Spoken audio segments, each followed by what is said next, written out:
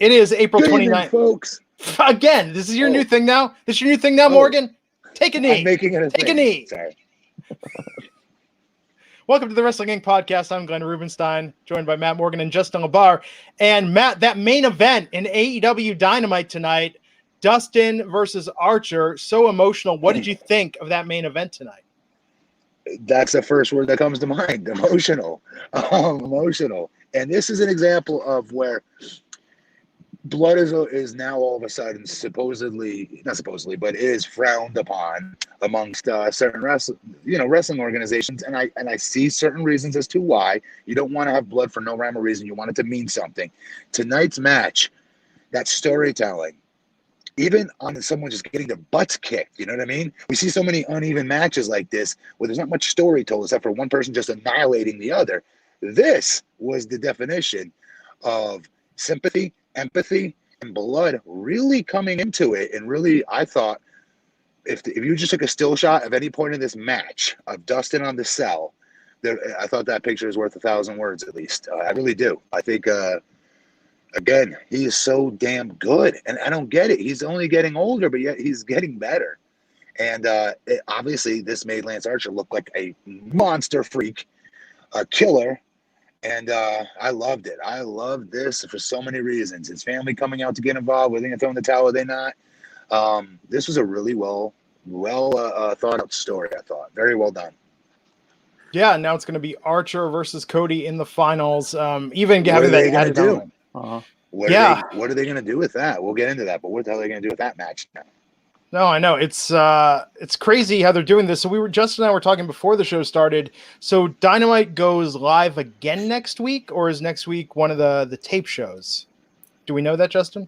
I thought they had still taped into at least the first week of May for next week at this batch of tapings at the school there in Georgia. So I thought it was still taped, unless I might be mistaken. Maybe the chat room can help me out. But I thought they taped at least through the first Wednesday for May. Okay, well, because we're going to have Moxley next week. They're doing a lot of fun stuff. I mean, this was a really good show. Thought NXT tonight, not too shabby either. I mean, we had the main event. We had the match between Mia Yim and Charlotte. We had Drake Maverick getting a win. Yeah, I feel like I said this last week, but it holds true. I think this week's NXT overall had better bell-to-bell, more better bell-to-bell action, but there was more elements of AEW, again, from whether it was storytelling. Yeah, whether it was making certain guys credible, Wardlow, yes. Brody. Yes. Again, another bubbly bunch where they got all these celeb cameos and they did the Manitoba Melee. I mean, it was the most creative way to use celebrities and do this virtual fight scene. So both shows had their. I think this was one of the best Wednesday nights for the main events because you had Keithley and Damian Priest going side by side with the Lance Archer versus Dustin story. This was hard to this was ADD for a wrestling viewer right here. Well, and compare this to what we saw on Monday on Raw. And Thank you. We said this, Justin. I don't know if you saw, but me and Glenn were saying this to Raj. Raj is like, well, NXT is going technically, if my calculations serve me correct, NXT is going down in the ratings week by week. So really, nobody's really watching. Okay, great. Good story. But the argument I made was, as a wrestling fan, there is no question which of these 4 shows I like the most. It's always Wednesday night, and I don't care what the rating show. I'm saying what I like as a wrestling fan, and tonight was a great example of it. Once again, it's always better. I'll take tonight's either one of these 2 shows over Raw and over SmackDown. I really would. Well, and I guess that's one of our news items. I'll segue to it right now. Yeah, let's talk about that. The thing is that NXT is fluctuating between the difference of 300,000 people is the window they're moving. But WWE for the last couple of years, and it's been sharply in the last year and even sharper in the last 6 months, is dropping, we're talking out to them in the millions. So I feel like we've continued to write this headline. This past Monday Night's Raw, once again, has set a new record, a bad record for being the lowest non-holiday week Raw viewership in history. What was it? It averaged 1.842 million viewers. Could you tell me the number? I still don't know how to do it that way. I'm sorry. Well, 1.8 million viewers, but I'll give you hour by hour. So the first hour drew 1.9 million, second hour drops to 1.8, and then the final hour drops from 1.8 to 1.6. So the numbers were 1.9, 1.8 in the rating. This is the viewership. It's not the. This is just the millions. I don't know how to tell from viewership. I don't. Why did they switch it to viewership? Share. Why did they switch it? Why don't they do like what we used to watch when I was wrestling, which was my segment did a 2.4, or you know what I mean? Yeah, I don't know if where it used to be what your share was. I don't know if because we usually get this. We usually pull these numbers that we source them from Showbuzz Daily, I believe. I don't know if you're not the only one. Everyone else does it this way too, like what you're doing. I just don't know how to tell the difference anymore.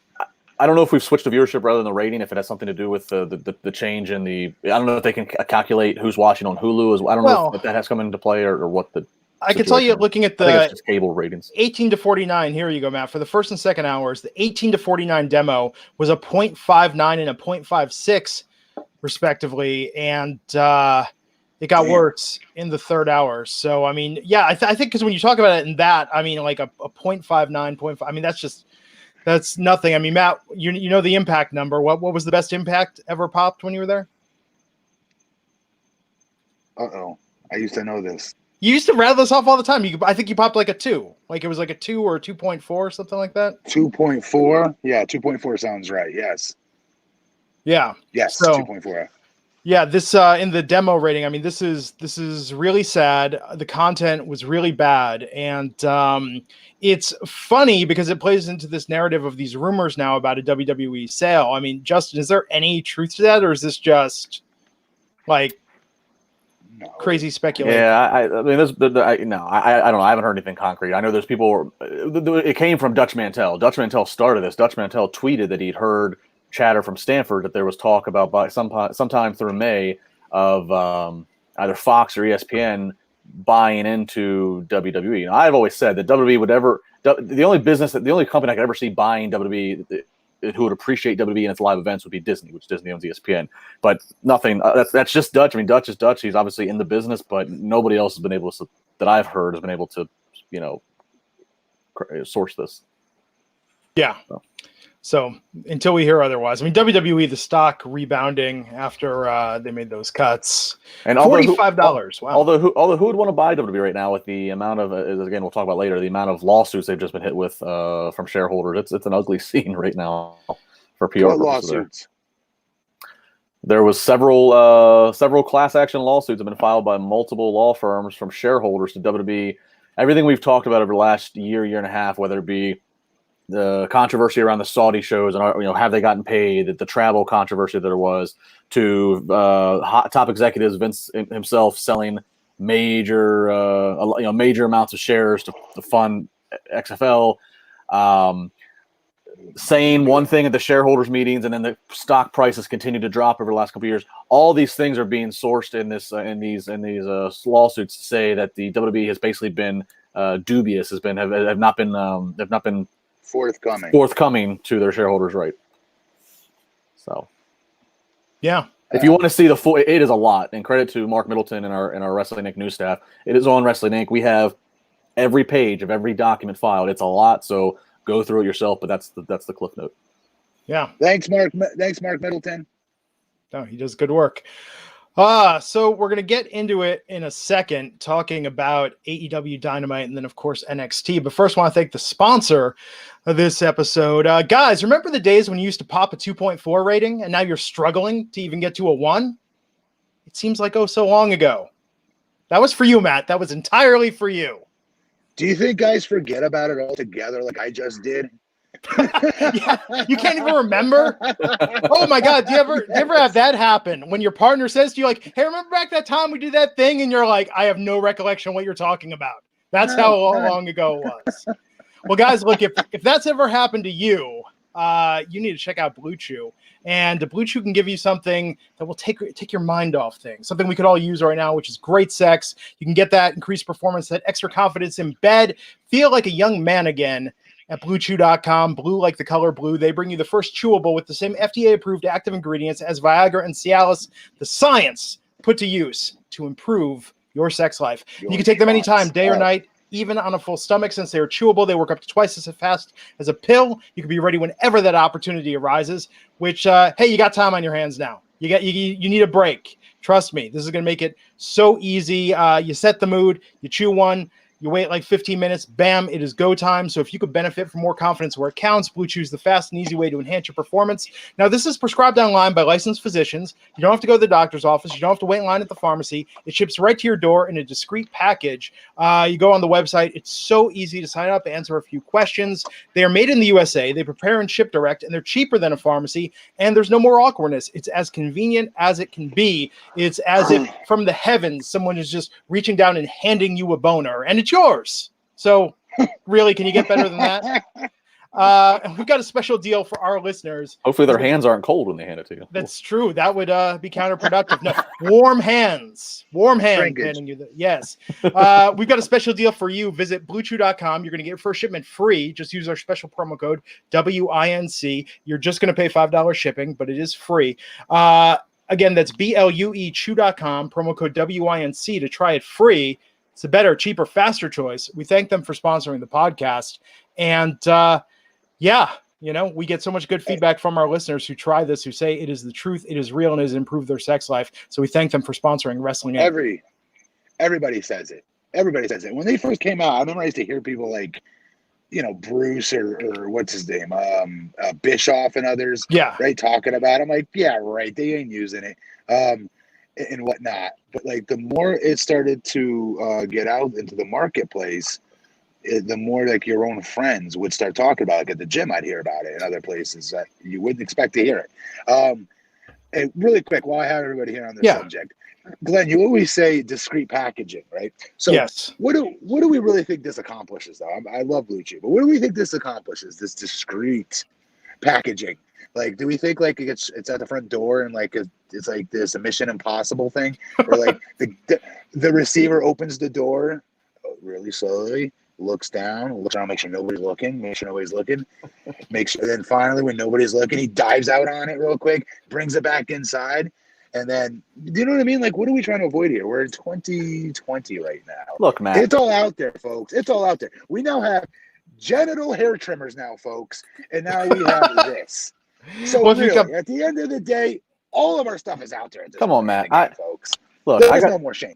I've had the same mailman for the last 7 years I've been in this house. That mailman can see every organization, every government, whatever I'm getting in the mail. He is a pro's pro who will never sell. That he knows what he's putting in your mailbox. He'll never even make a facial. Okay, I don't need him. I don't need him. I don't need him to be coming to the door and then giving me a weird look, thinking that I'm having problems. He won't. Okay, he won't. Let me go in further.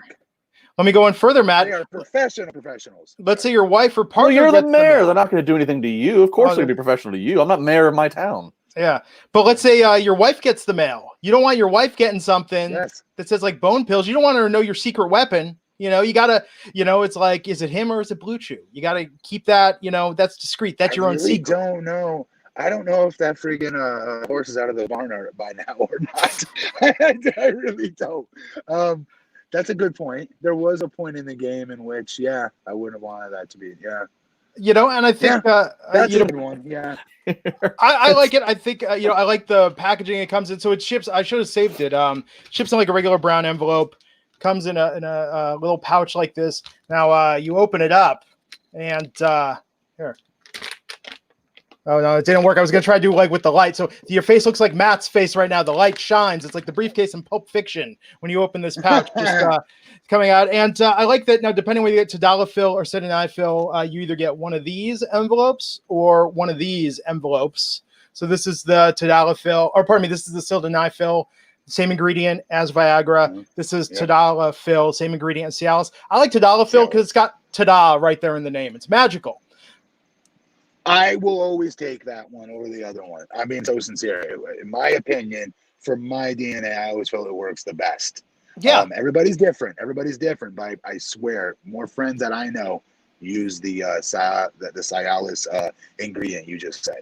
Yeah, and that's the great thing. So, hey, if you want to use the code twice, sign up twice and try each one, see which one you like better. And they send you a bunch of these. I mean, you get like 5 of them in each pouch they send you when you use our promo code WINC to try it free. It's great.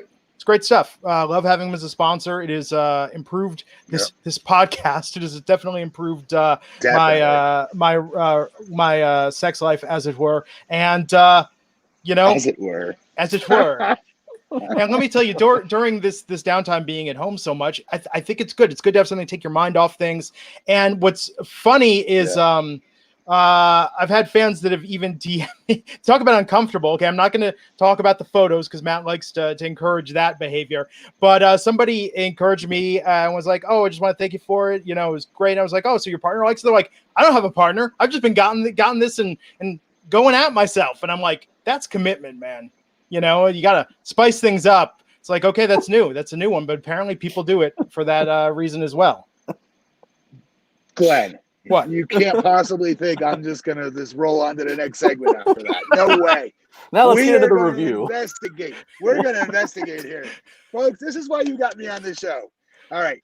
Glenn, I've got to hear this. So you received a message from somebody. And my favorite part about this, besides the obvious, which is old boy who's talking to you, using it on himself. Yeah. There's that. That's a magical moment in of itself. But the real all-star moment here is the fact that you asked him about his partner's feedback on it. I was making conversation. If you want to come at me and say, I'm using Blue Chew, thank you so much for hooking me up with this. My first thing is going to be like, it improves your love life, right? Like your partner digs it too. If this was any other product, yes.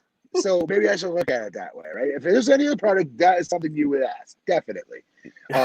Did the product do what you needed it to do? And did the person who benefits this product the most enjoy it? Yes, you would be correct. But I still, call me 8 years old, call me 10 years old. I don't care. I can't get past the fact that you asked them about their partner's opinion on it. Glenn, hey, I think I think you need to close your DMs, bro. Dr. Glenn. Folks, continue to slide into Glenn's DMs, please. I get, okay, let me tell you about my DMs for a second. My DMs, first most, please. 90, no, not 90, I would say probably 50% of the DMs I get are people that want to talk to me about Goonies. They just want to talk about Goonies and how much they love the film The Goonies. I would say probably about 30% are people that want to talk about random wrestling reviews. I've got a conversation going with a guy that always wants to DM me to ask what I think about Liv Morgan. And is Liv Morgan going to get a push? How come they're not working? That's all he ever wants to talk to me about, Liv Morgan. And I'll respond to just about anything. And if I've missed your DM, I apologize. Twitter sometimes doesn't always show you. Sometimes there's that message pending, so I have to go to it. But I will say probably a good 20% of the DMs I get are about Blue Chew. Where people just thank me for it. I've told you before. I mean, there were guys that messaged me that said, again, I'm not going to give their names, but they said I was dating someone. I was nervous. I was having performance anxiety. This really helped. Others were saying, Matt, we were talking the other night about growing up in an HIV scare. Someone messaged me and said, I've always had problems using a condom. Blue Chew made that possible. So it's first off, that if somebody right there, we should have been using that actually, because that's an amazing use for it, because that is a very common. When I was in college, so many guys on my basketball team used to say that, and they used to almost show off, and I used to be in my head. And when I talk to my dad on the phone every once a week, I'm like, Dad, these guys are literally saying they're having sex without condoms, and they're bragging about it. But then a little bit more, I was on the team a little bit longer, guys maybe trusted me, I don't know why, but then you tell the reason of why is because they could not maintain an erection while wearing the condom, is what they would all end up admitting to. There's a lot to that. That's another great use of this. Now that you just said that they need to advertise that, because that is a very real thing that happens to a lot of guys, especially college age guys. And that's their reason and their rationalization to not wear a condom. So that is a great use of it, actually. Yeah. And then that's the thing. So with this conversation that came up, someone was like, I don't get why there's a stigma about this. I got it. And I was like, yeah, it's not a stigma. Couples, people in relationships, it's a normal thing. And they were like, yeah, I'm not in a relationship. And I was like, oh, okay. And they were like, no, I just bought it. And I was like, thanks for oversharing, bro. But I thought that was fascinating. And it is also a young man's thing.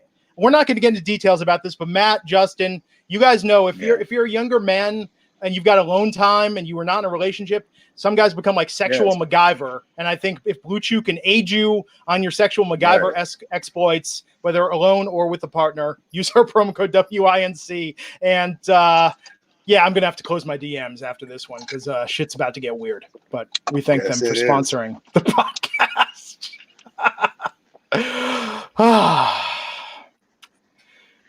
What do we think level of red face Raj is right now? 5, 6, 7? We've not talked about any wrestling, I don't think, except for one match. Raj is, on the blue chew, hanging out, 3 glasses of wine, kicking it with the wife, I don't even care anymore.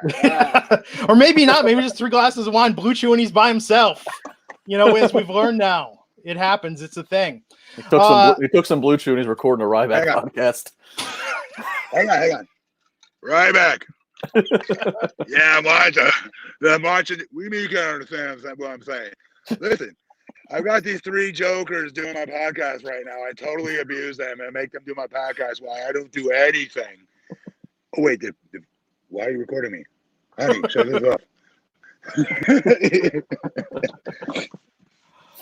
It's all downhill from here, folks. Oh. Just turn the podcast. No, Ryback, I will not wear that pink jock strap next time. No. I'm going to take a stand one of these days. Right now, it's today. It's all love, Raj. It's all love. We learned the other night Raj does not. We know he does not listen or watch this podcast. We learned the other night at all. Yes. He did not notice Glenn's haircut for it's been a week. Yeah.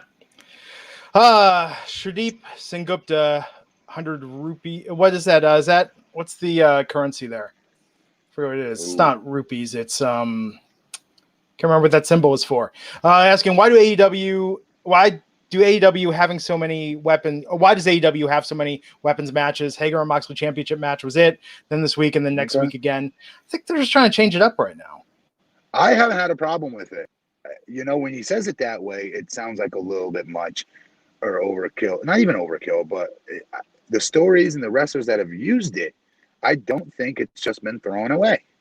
I think they've all had meaning, and that's all I ever care about. If it has meaning to it, that was the reason the adventation of the gimmick, the foreign object, blood, all those things were to enhance a storyline that needed it. And I thought tonight's blood definitely added to that story. Yeah. Scott Hawk saying, sorry, I'm still getting over sexual MacGyver. If I ever make a return to hip hop, that's gonna be my new rap name, Sexual MacGyver. Dude, you should not have just said that. Someone out there is gonna steal that and make $1 million off of that name. Sexual MacGyver. That's a great name. It is pretty good. So let's talk about AEW first tonight. What did we open with tonight? We opened with Cody versus Darby Allin in the tournament match. Now we've seen these guys wrestle before. This was great because now it makes it really quick before you go into it. It makes all the sense in the world now for those who are like, Darby. Not that anyone complained that Darby beat Sammy last time that they worked, because Sammy has built-in heat now a little bit. He can recover from his loss, but it makes all the sense in the world on why it was imperative that he got that win last week. I don't like seeing him lose again so quickly afterwards to Cody here. But even though Cody's a bigger star, I get that. I don't know. I just don't think Cody needs this mid-card title at all. Well, he's there to put over Lance. Well, I think he is. I mean, since Lance came in, Cody's been the focus of Jake's promos. I mean, I think, but I mean, like they tried to protect Darby in this finish. Darby does that coffin, that his top rope spot. Coffin drop. Yeah, and then Cody just rolls him out. Like they tried to protect Darby, didn't, but it didn't look. I don't know. The execution of it I thought wasn't great. It was kind of like Darby, you really didn't realize that you were being counted 3 there. I don't know. I like the idea. It's kind of like it makes me think about like Roddy Piper versus Bret Hart Mania 8. When Piper's got Bret in the sleeper, and then Bret kicks up, and so it's like that. It's like that thing where Bret gets the victory, but Piper was the one on the offensive. So like I get them trying to protect Darby. So I love the decision. I just don't like the execution of how they did it. Me and Joe went into a finish that one time with him with a coquina clutch, I believe he had on me, and I pinned him while he had it on me. Yeah. I love that finish. It's a great protection finish. Yeah, I mean Piper and Hart did it Mania 8, and then Hart did it again with Austin at their Survivor Series '96 match. I think Austin had the $1 million dream. It's a great finish to protect. This was a little bit different, same idea, but again, execution a little shaky to me. It was good. I mean, I think these guys, I mean, their first match together was incredible. I thought this was really good tonight. I think Cody going through against Archer was absolutely the right call. With Darby, man, when they finally give him like a real push, I just think the sky's the limit for this kid. Absolutely. But he looked good tonight. And then we had that vignette on Scorpio Sky. So what's that building up to? Because, I mean, obviously they're pushing him from SCU the most, it seems like. I mean, is he going to get a full-on solo run? I don't know, but I was kind of thinking the same thing. I mean, I really haven't paid much attention to him, I'll be honest. I just kind of lumped him in as just being one of the guys in that trio. But this was a good little profile on him. So I'm not sure. Obviously he's not in the running for this new mid-card title. He's not obviously in the world title picture. So I think it's just been good for it. Actually, he would have been good for this mid-card title. To be honest, it would have been a great breakaway for him to go into singles competition with the championship. It'd be believable. He's so good. His promos have improved. He looks like a legitimate pro athlete. Well, you know what? He's a babyface, and I think Lance Archer's going to win this mid-card title. So once he does, maybe Scorpio can get a few wins on TV, and he makes himself a number one contender for this title. So he could go right into it. Yeah. We went from that to MJF doing a stay-up promo as he recovered, healed up from a severe hangnail. He overhealed, in fact, but he cut his neck while shaving. So he's out. I love this promo. What did you think of this, Matt? Good, but I would have argued this title would have been custom built, in my opinion, more for MJF. I don't get the logic in not putting that on him. To hear him run his mouth every week about that championship, how it's more important than the heavyweight championship, every week after week after week, would have done a lot for that title hitting the ground running. Well, I don't disagree with you, Matt, but I think that this is that maybe that's one option they were potentially going to go. But I think this is the result of having to call the audible because of the pandemic. Is that MJF has not been in any of these tapings since after they left to Jacksonville. He has not been in any of these tapings they've done in this location in Georgia. So, I'm very curious why they're not in Jacksonville doing this. Why? Well, they left Jacksonville at first because remember this is back. They taped all this content that we're seeing right now. They taped it all back in the third week of March. So that's my question. Why would you not say, okay, we have a show in the can, we really like it, but you know what? We have an opportunity to go back to some of our storylines now, especially when the governor added that memorandum last week, or more than last week ago now, where they could have gone back to Jacksonville. Well, they're going to go. They're going to go back to Florida once these can shows run out, and they're going to go back to Florida. That's probably where they're going to do Double or Nothing. But you're not listening. If let's say, for instance, what you said is true about MJF about maybe the plans were originally to have him win this, but they had to shit can it because they have shows in the can now that they had to shoot in Georgia. As a week and a half ago, they could have used some of those shows from the Georgia, having those shows in the can, the pre-taped shows, right? And they could have said, well, we had better stuff planned live. Now we can have all of our superstars coming to this show at Jacksonville, and they could have updated those storylines that they wanted to keep updated a week and a half ago. Not necessarily, because it doesn't mean they'd have all their superstars, because, and I don't know for sure, but Tony Khan said to Talent, if you don't feel comfortable traveling, you don't have to travel right now. So it's possible MJF is not traveling. That's why there's certain people we just haven't seen, because there's certain people that just did not come to the tapings in Georgia at the time. And this was a month ago, and times were different a month ago. So he might not still be feeling comfortable to travel yet. And Tony Khan and them said, we're not going to dock anybody's, you're not going to fall in standing with us. If you don't feel comfortable traveling, stay home until you feel comfortable. So for all we know, MJF might be in that situation. These are all drives. I at my peak, making a shit ton of money, would have driven. Where does he live? I think Long Island.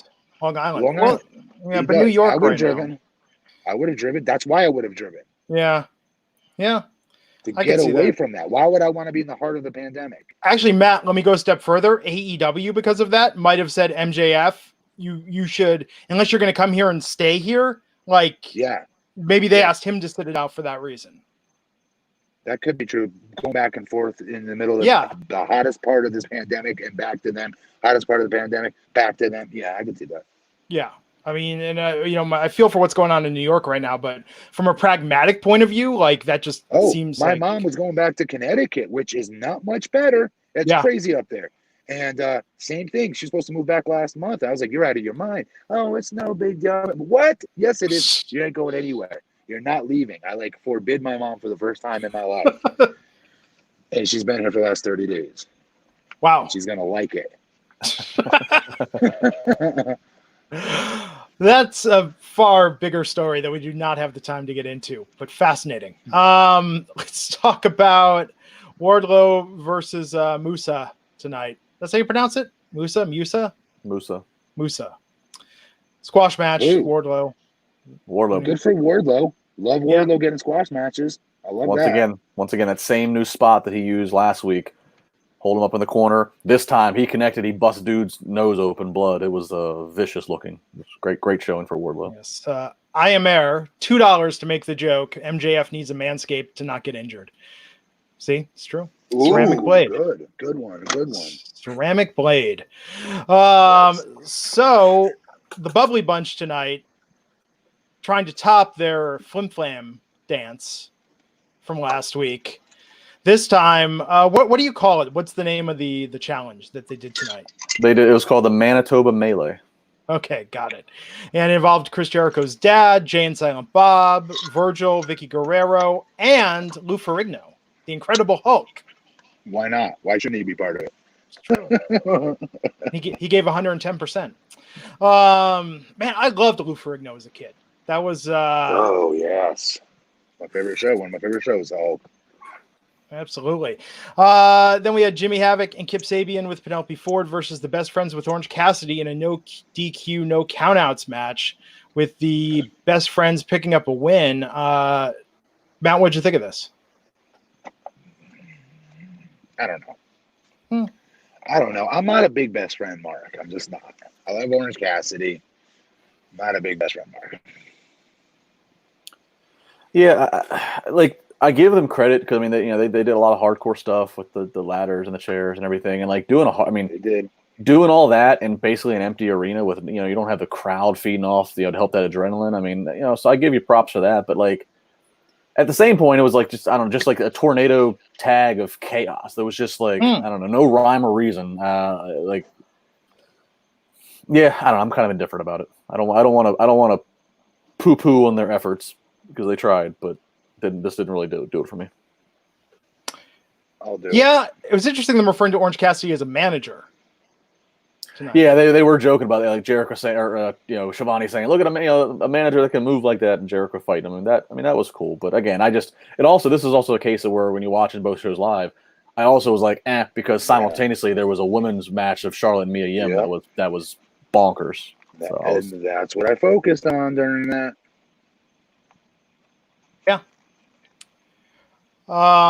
So Baby, I don't get this. Baby Maharaja $2 said Shanty Glenn. I don't understand.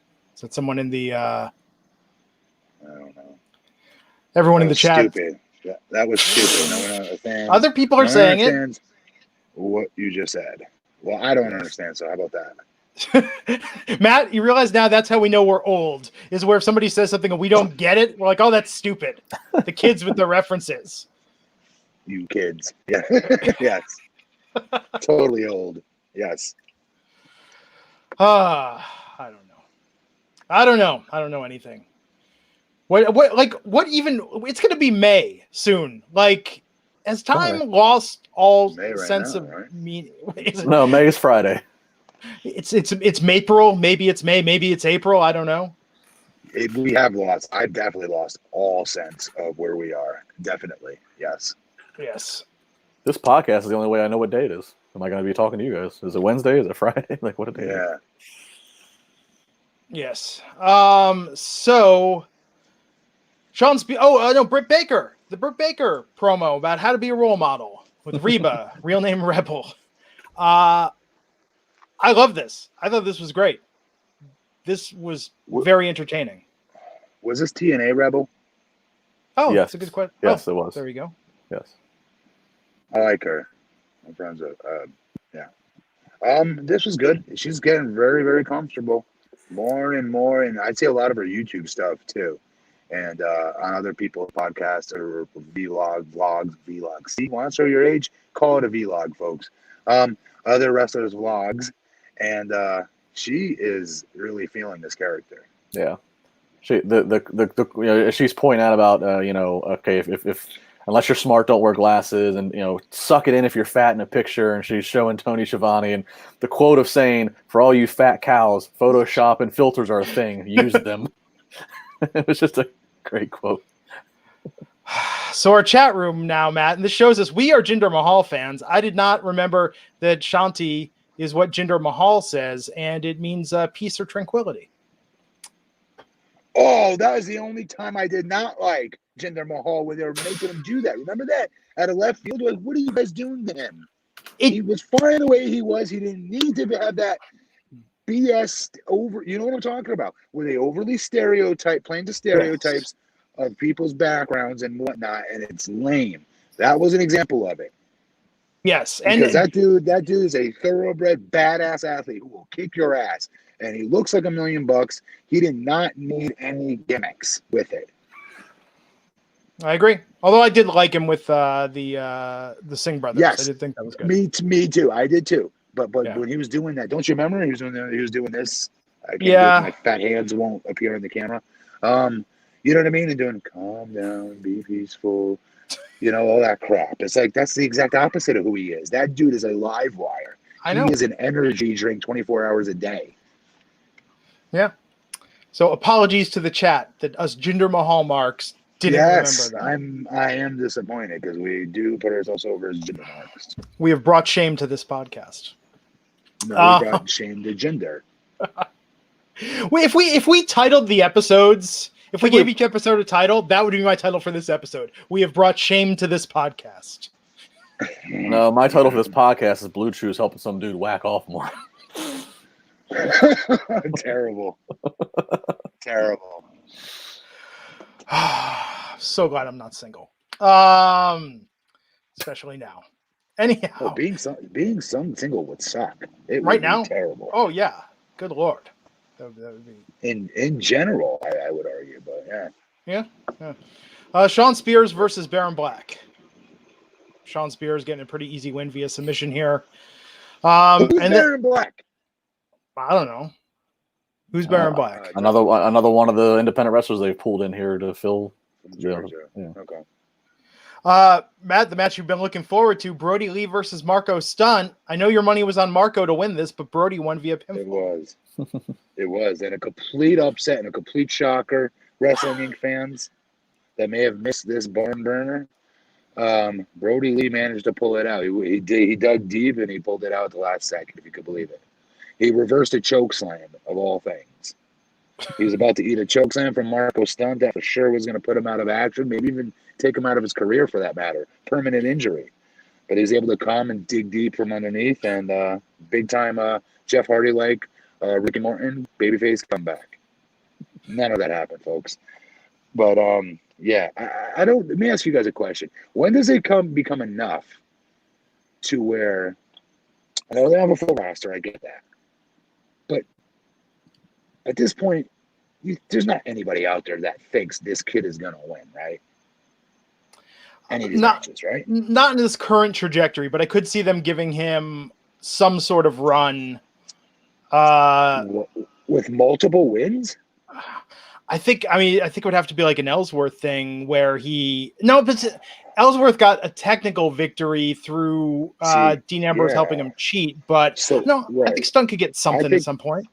I think he'll get one win on somebody very unexpected one day, and that'll be it for like 6 months. Yeah. And then the jobs will continue.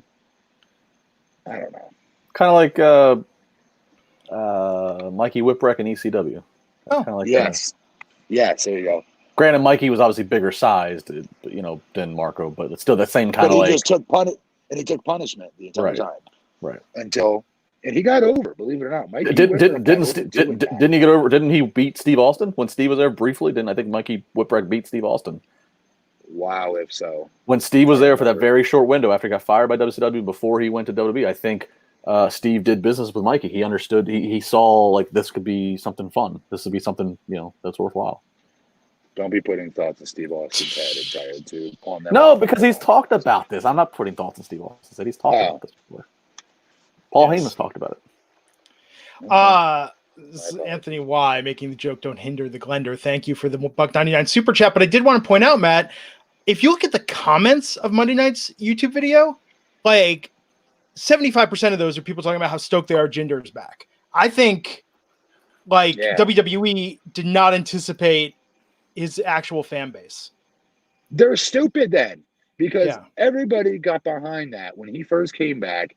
And then I got a little frustrated with the fans because he was working Orton, if you remember, and fans were starting to like poo-poo upon it. I'm like, that ain't Jinder's fault. Yeah, like, he got stuck with Orton the shittiest gimmick. Crap on Randy, then crap on the storyline writing. Don't do this to Jinder, because you're going to just push. Unfortunately, those that don't want him working at that level now have every fodder they need to push him back down and back underneath their thumbs and jobbing him out again. Yeah. I can't explain to you the glass ceiling, the 2 foot tall, I would argue, glass ceiling that someone at his level of what he was meant to stay at shattered. Yeah. And while it was so exciting to watch and follow, because he was able to do something that was not supposed to be able to be done. I'm telling you, I've watched so many guys get put in that position that could work circles around guys like me and others that get better opportunities in this business. And here was his, and he won the championship at that. That is not supposed to happen. And I hope he gets it back again, because that dude deserves it. He works so hard. Everybody works hard, but he works harder. The thing with a $50 super chat saying thank you guys for everything you do. Thank you for Thank you, the thing. I wish we could use your real name to give you the appropriate thank you. Better yet, Raj says thank you. Yes, Justin, us poor folk won't see a penny of that. I don't know if you guys heard, but Justin LaBar's contract negotiations for super chat money failed miserably, and Raj is just collecting all this and taking it to the bank. Well, there's the three of us watching our black and white TVs at home with rabbit ears, telling my wife to steer it a little bit in this direction, a little bit in this direction, just so we can watch CBS. I'm living off of ramen noodles while Raj is doing surf and turf every night. Yes. Cold ramen noodles, folks. He can't even afford to microwave them. Thanks, Raj. If he ever watches this podcast, Matt, it's not going to go well. He knows it's all a joke. Yeah, all a joke. This is the stuff that I swear to God our fans prefer way more than talking about Raw. The thing, you didn't have to give us $20. He gave us $20 to tell us his name. Oh, dude! Thank you, Raphael. Oh my God! I just realized that was the thing. Yeah, Raphael, what are you doing? Oh, do something special for Raphael. Raphael, do you have any tweets or Instagram posts that you want a lot of people to see or something? I don't know how I can pay you back. Yeah, because Raj Gary does not deserve that. So Raphael just gave Raj $70. $70. And I got cold Oriental flavor ramen noodles sitting on the stove right now. What does the Orient taste like, Justin? Sad and loneliness. Oh, Justin. Poor Justin. We have brought shame to this podcast. Glenn, are you going to tell the fans at home that Glenn right now is not even sitting on any type of furniture, not a desk chair. He's sitting on a milk crate, folks. Yeah. A milk crate. See how bad it is? He's a terrible employer. Terrible employer. The only way Glenn is standing up is because of his blue chew. He's got a tripod situation going on. Otherwise, he's screwed. He has no comfortable furniture. I don't even have I'm in blackness, like Mork from Ork and his void talking to Orson at the end, because I can't even afford a house. I'm just here in darkness, imprisoning me. Great reference. Yes. Good reference, by the way.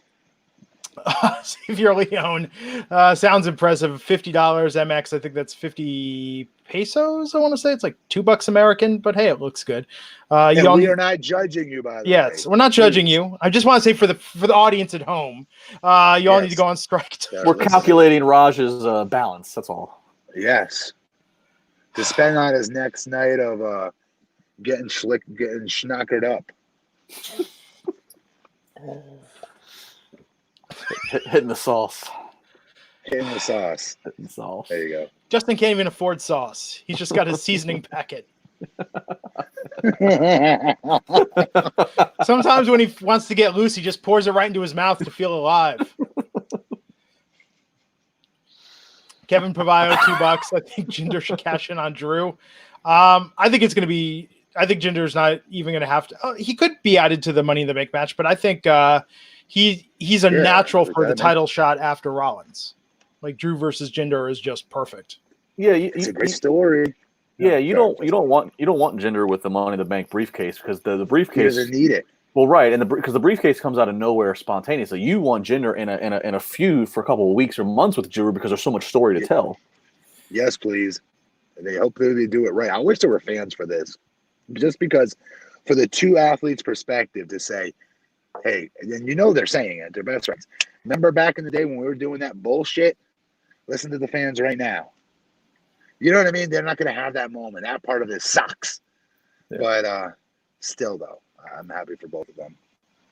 Yeah. And HJZ and some people in the chat are saying we should do, though, speaking of the super chats, we should do, it's been a month. We should do another charity night. We should come up with something and pitch Raj on that.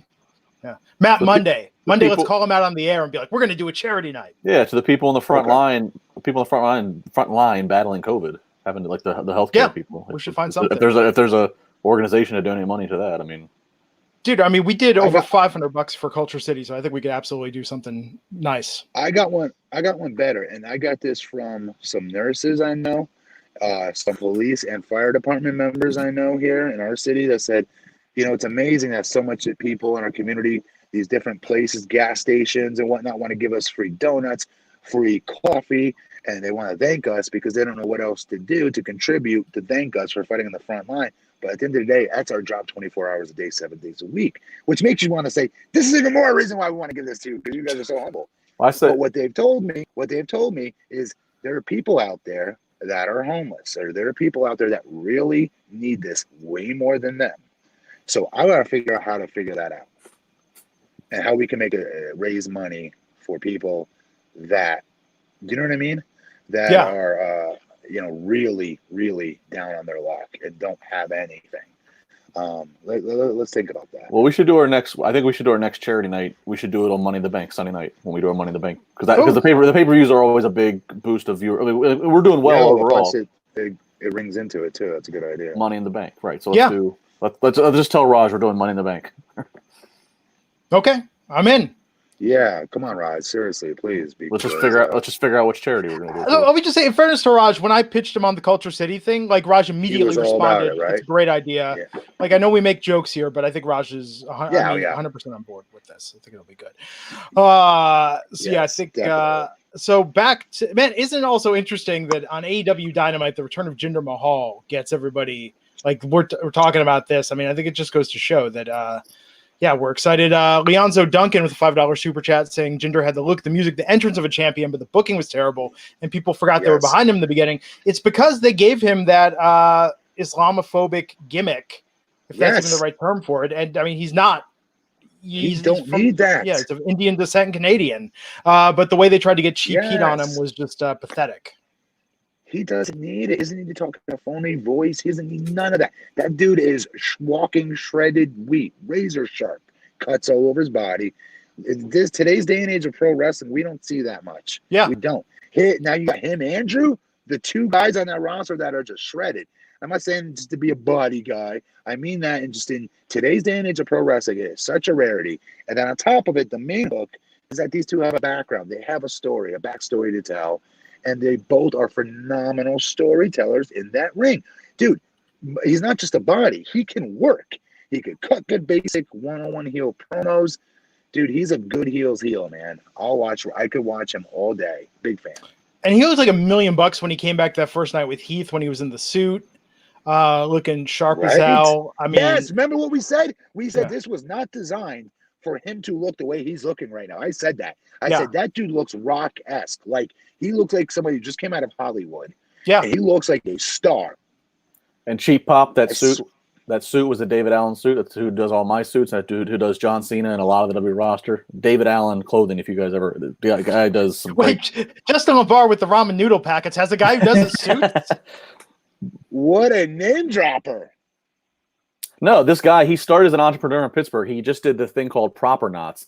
People have seen me wear them before with the ties and knots, and then he started doing custom suits. And then I introduced him to Titus O'Neil and Sheamus, and then after that, this dude took off, and his entrepreneur world went crazy. He's done Blake Shelton. This guy's took off, but he dressed Jinder right when Jinder was coming back, and Jinder cut looks great in these suits. David's actually been featured on Total Divas before. He was in a scene because he got Sonya Deville her suit that she wanted to wear to the Hall of Fame. Oh. Well, if I ever leave the house again, I think really. it's a solid referral. Leonza, $2, correcting the pronunciation. Look, if you do a super chat and there's I'm just going to say this. If you do a super chat and there's a follow-up or a question, like I do look at the chat. You don't have to spend money to correct us or add something onto your super chat. Although, I mean, we appreciate when you do, but don't feel like I'm looking at this the entire time. Trying to keep us on track here, but definitely want to recognize your generous contributions. So back to AEW Dynamite. Let's talk about this Moxley promo. Does it feel to y'all like, I mean, for all the shit that we gave Brock Lesnar, like Moxley not being there is seeming a little weird and disconnected. I'm very glad he's coming back next week. I agree with that. Yeah, again, I think he was one of the ones that didn't want to travel, so he wasn't. Yeah, they'd already filmed that match with he and Jake Hager when they were still in Florida, and he didn't make the trip to Georgia. So, I mean, yeah, but it is odd that he's like supposed to be this big deal for them, and you don't have him there in person. Yeah, and then the main event that we talked about at the top of the show: Dustin Rhodes out there with Brandy versus Lance Archer in the TNT Championship Tournament match. An emotional match, a violent match. Cody coming out. Speculation is Cody going to stop the fight and stop the beating that Dustin was taking. But ultimately, Lance Archer won this via pinfall to advance to the finals against Cody at Double or Nothing for the TNT Championship. Two things. One, we need to fast forward this because it's already 11:13 and we are just getting through NXT right now, first and foremost. All right? I just want to be honest. Secondly, yes, this match was – I'm sorry, there's a moth in here. It's driving me nuts, and I'm going to – I'm sorry. It won't go away. Make it go away, Glenn. I don't know. You're the blueprint. Kill it. I am the slower to molasses blueprint apparently right now. Thing is kicking my butt all over this truck. All right, listen. This was, like I said earlier, amazing match, amazing storytelling. I love the use of blood in this, actually, as weird as that may sound. It added to the story. Lance Archer just continues to just jump level after, like, he's skipping like 5 levels each week, in my opinion, and just jumping right to the top, man. And here's what was really good about this. Cody advances to the finals at the first match of tonight, okay? And then so now it's a battle between Dustin and Lance, who's going to go against Cody. Lance Archer and Jake the Snake Roberts have been calling Cody out since they arrived in AEW. So it's a foregone conclusion. You already know Lance Archer's going to win. But rather than having a match that you know the outcome is predictable, they made how we got to that outcome not predictable. And that's what I admire so much about this, is they still took what would otherwise be a tough situation, booking and creative-wise, to hold people for 20 minutes. For 20 minutes, but they held you for 20 minutes to see how is Lance Archer going to beat Dustin. Oh, he's going to freaking brutalize him. That's what happened. It's that extra step, Glenn. It's that extra step in the creative process and thinking like that versus just taking for granted and say, fans don't care. They know who's going to win here. Go out there and give them 20 minutes of barn burner wrestling as much as you guys can do. Do what you can. And you got the wrestlers and they go, come on, you kidding me? They know who's going to win here. Yeah. And then usually nobody cares anymore. They just still put it out there and shovel it to us no matter what. Thank you, AEW, for sincerely thinking about the fans during this and giving it that extra step of, wow, we really have to suspend our disbelief right now because we don't know. We know who's going to win. We don't know how. And what would that really mean if Cody's the reason his brother doesn't get a chance to wrestle him by throwing that towel in, which gives it a whole nother avenue of Cody versus Dustin potentially down the road. When Dustin says, dude, I would have beat him. No, you weren't. You were getting your ass kicked. What match were you watching? I had to throw that towel in to save your life. You're my brother. No, you're jealous of me. And this is another example of it, Cody. I mean, they could have completely gone in a different direction, which is where my suspension of disbelief went. Yeah. Are you still fighting that moth? I'm losing, but yes. Speaking of which, Baby Maharaja $2 saying Matt should cosplay as Guile at Comic-Con. Matt Morgan as Guile versus a moth. Somebody, is this the guy that wrote me on Twitter that wanted me to take that as a compliment that I was the Guile and I should have sold it more or something weird like that? I mean, of all the Street Fighter characters, I'll take Guile over E Honda. Guile, that's amazing. I didn't know I was offended by it, honestly. I don't even know who it is. Street Fighter 2 Guile, the US with the big spiky hair and the tank top. Played by Jean-Claude Van Damme in the movie. Matt, you're under interrogation right now. Me. Yeah, you're under interrogation. This light is killing me. All right, guys, I'm sorry. Continue. Raj needs to use a super chats and buy you a professional lighting system. That's what Raj needs to do. Well, am I supposed to be doing this out of my truck? But I got to make do with my wife's and using the office right now. What am I supposed to do? I understand. We will table the Street Fighter 2 discussion for tonight and talk about NXT, starting with the interim cruiserweight title tournament match, Isaiah Swerve Scott versus El Hijo del Fantasma, with Swerve Scott picking up the win. Fun match. Fun match. It was good. I didn't care about it. I was on AEW during this. Okay, fair enough. Dominic Dijakovic cut a promo on Gargano and Candice LeRae. And then we had Candice LeRae versus Casey Catanzaro. So Candice coming out with that new look she was sporting last week in the promo. Gargano, like the Robert Stone, hyping her up. This gave me sort of Mike and Maria Kanellis vibes here. This was very different for not only for Candice, but Johnny tonight. It was, and I'm sorry, I cannot take her as a heel. Really? I'm sorry. She, to me, is a true blue babyface, a Mickey James style of babyface by nature. Yeah. I'm willing to give it a try, obviously, because I'm a fan of hers. But that's really me having to suspend my disbelief highly to do so. Because we know who she is and how she is in real life. Yeah, well, I disagree. I actually look at Candice similar to what the trajectory that Britt Baker's on. This is actually working. Candice, you know Britt Baker. You know her better. You know her personally. She is a real life baby face. She is, and then she's a dentist at work. But she's also, if her real personality is this sassiness. I can count on one hand the amount of times that Britt's actually been serious towards me or anybody that I know. Her heel kind of plays into her. This with Candice makes a good babyface, but this with Candice, I'm actually buying the pint size of poison and her and Johnny kind of becoming elitist and too good for everybody. I'm actually into this. I like this. Good. Good story. So she won that against. Cool story, bro. Candice won that match. That was an awesome story. Thank you. There's a moth behind you. Damian Priest cutting a promo against Keithley ahead of their match tonight. Oh, let's talk about this Matt Riddle and Timothy Thatcher, the newly bro show tonight. Do we have to? Yeah, I'm in favor of them doing stuff that isn't straight wrestling, but this isn't exactly what I meant.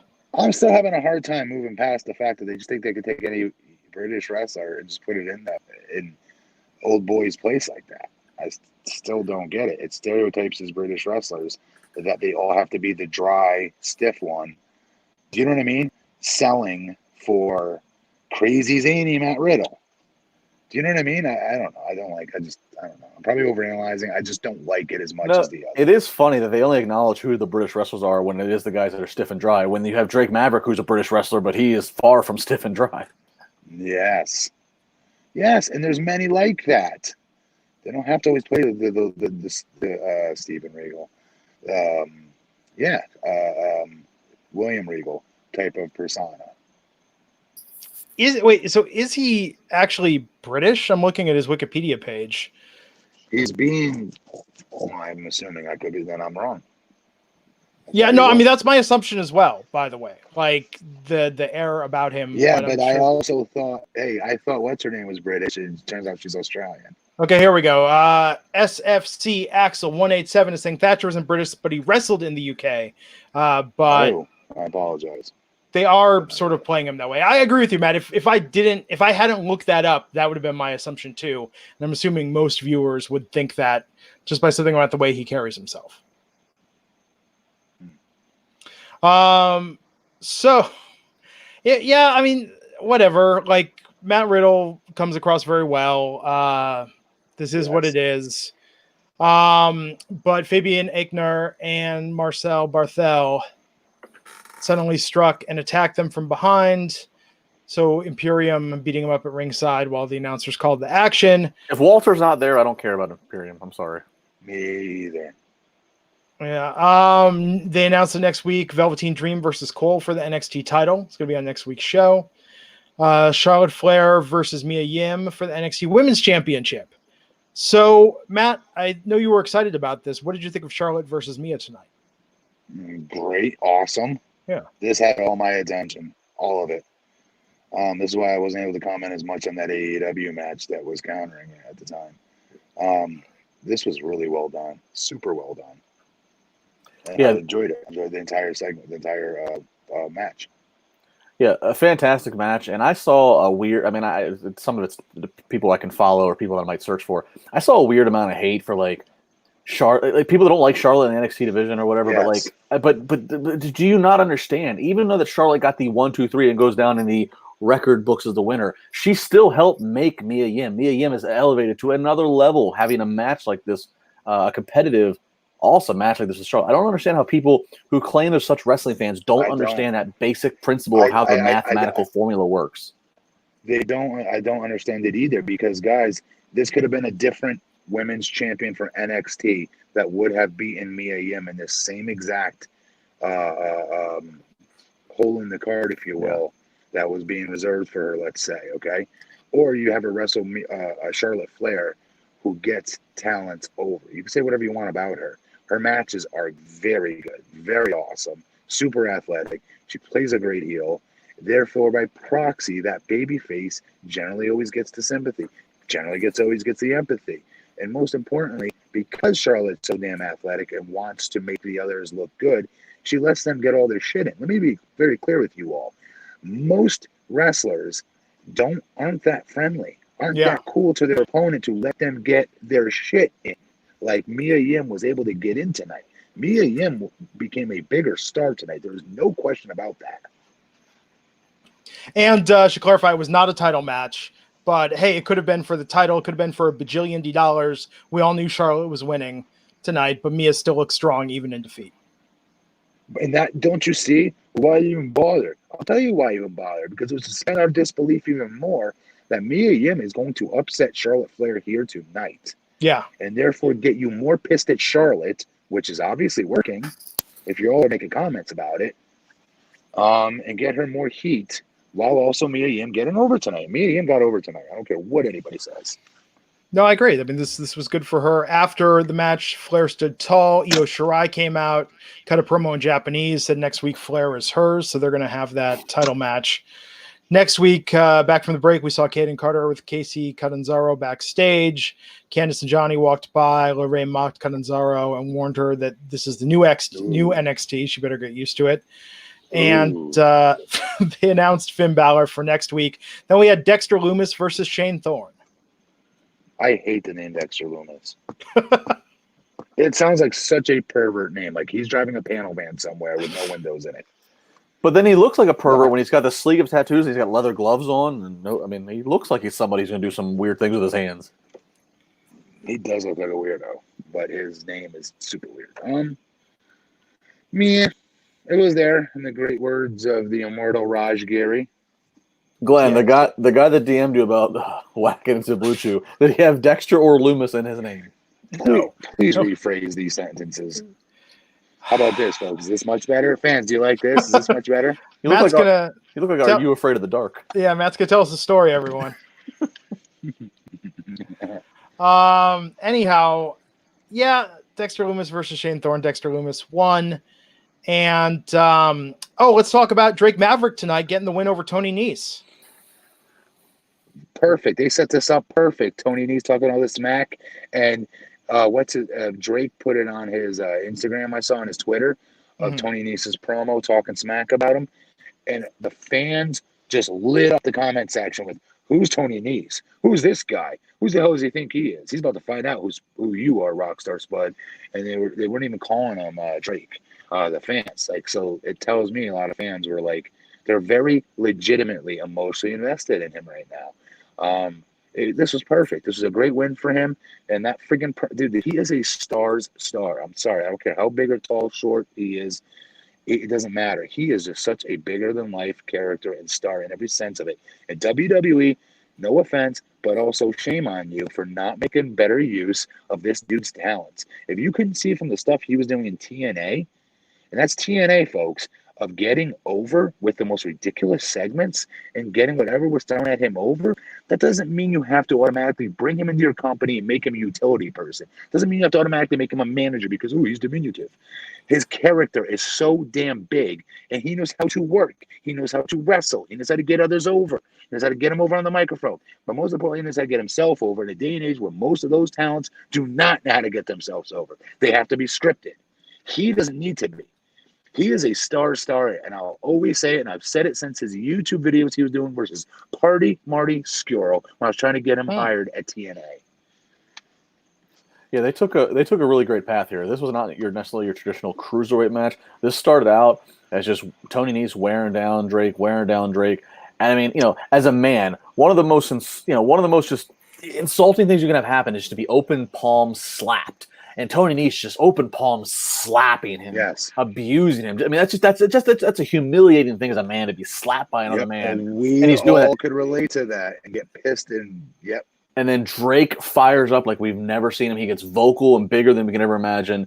Ultimately gets a win. Then he cuts that Wolf of Wall Street parodied promo at the end where he's like, "I'm not freaking leaving," to paraphrase Jordan Belfort. And this was. But I think, not to go off on a tangent, because I know we want to keep moving, but off of what we said last week, I think this pretty much confirms Drake Maverick he's not leaving WWE. Got him. Did you kill him, finally? Got him. Thanks for playing. Put that on Matt Morgan's highlight reel with his TNA pay-per-view matches, his segments with Hogan and Flair. Matt Morgan killing them off on this podcast. That's right there. Right there, folks.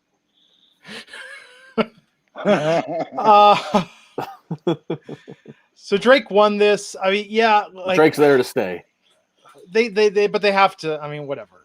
This whole Glenn is going to go bonkers if he does not get hired. Like Glenn's going to somehow go to Stanford Titan Towers and go post on WWE. I'm just predicting it now.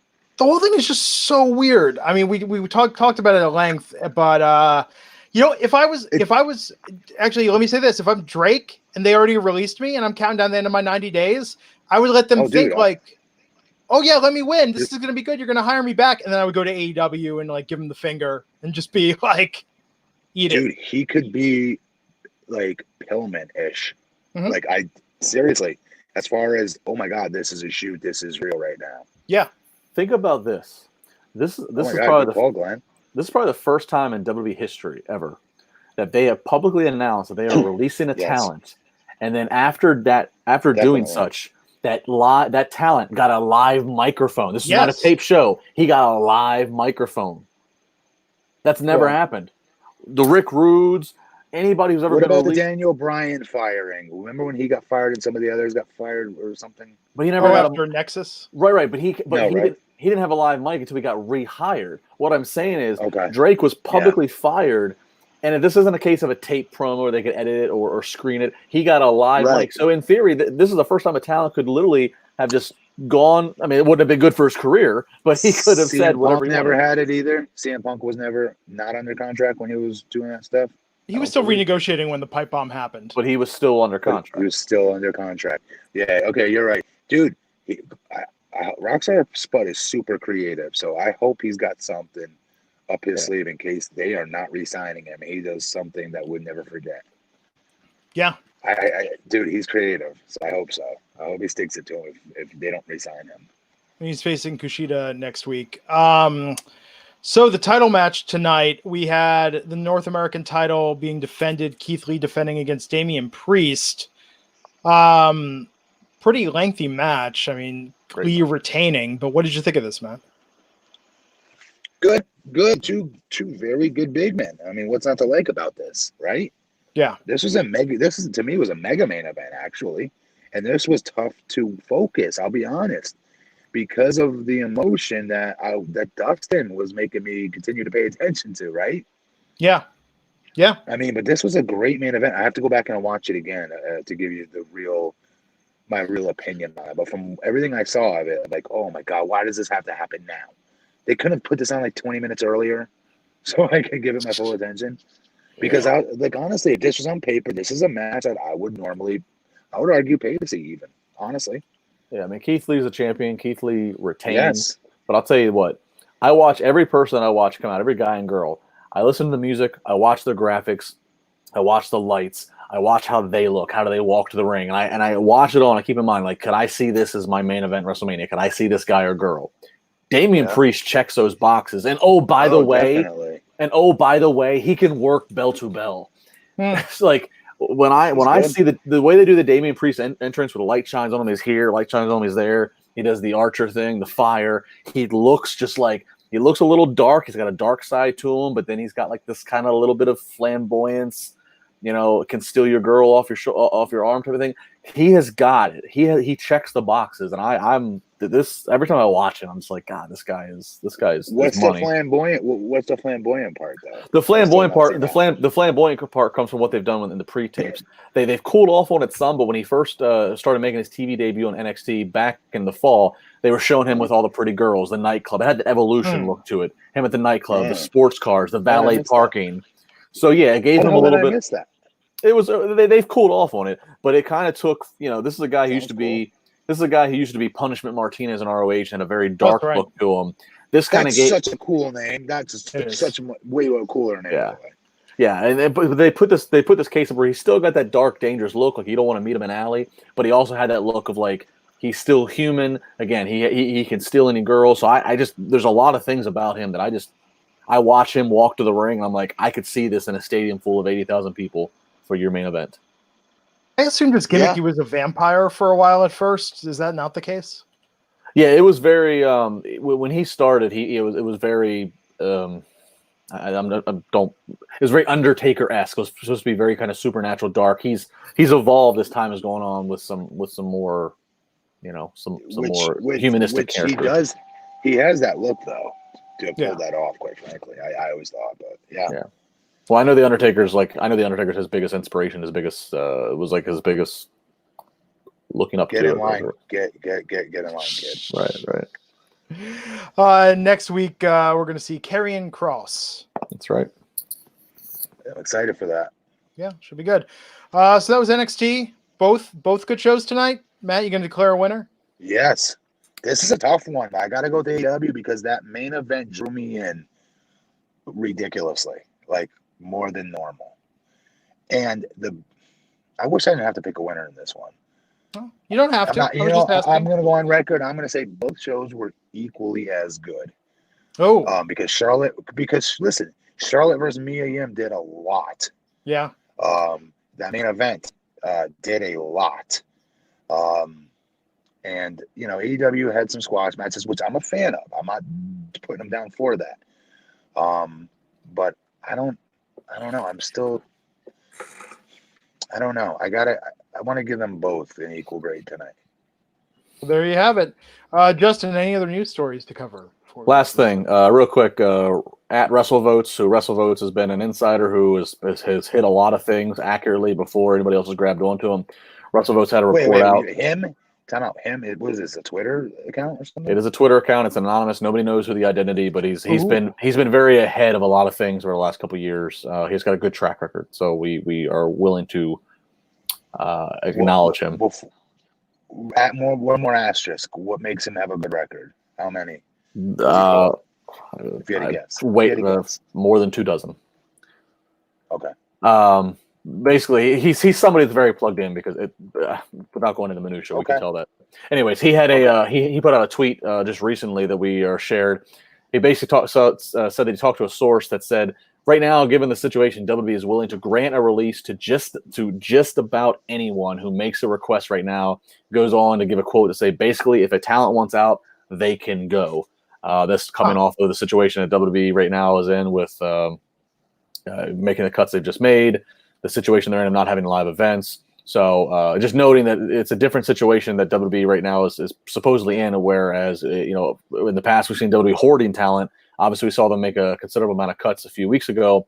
But if you were somebody else who's still got 3 years left in your deal, and maybe you don't want to be there for 3 more years, depending on who you are, where you are on the card, where you're at in their investment, you might have a chance if you want to take that gamble, not knowing when the economics and all is going to get back to normal.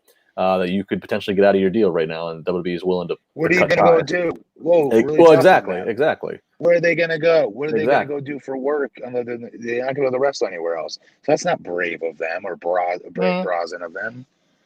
Well, but look at it this way, Matt. If you're somebody, if you feel like you're financially secure enough to where you could last 6 to 8 or even 12 months not collecting a new paycheck, and you feel that, within that next time frame, I have a job waiting for me at AEW or ROH or what have you, and I can get equal pay to what I've got here, or I'll be more creatively happy. That's a gamble. I wouldn't recommend it necessarily to anybody, but there's right now the report from that tweet and that account is that WWE has a little bit more of a open mind about cutting the string and cutting the string to the kite, so to speak, and letting you fly off. Okay. You got that?